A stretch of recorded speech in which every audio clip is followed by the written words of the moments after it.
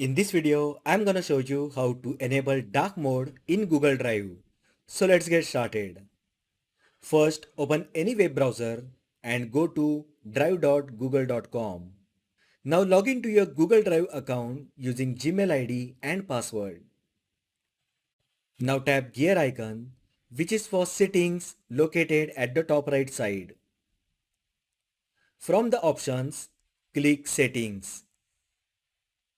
On the settings page, under appearance section, you will find three options: light, dark and device default. Just select dark option and dark mode will be activated in Google Drive. So that is how you can enable dark mode in Google Drive. If you find the video helpful, then like the video, share with your friends and subscribe to my channel. Thanks for watching and I will see you in the next video.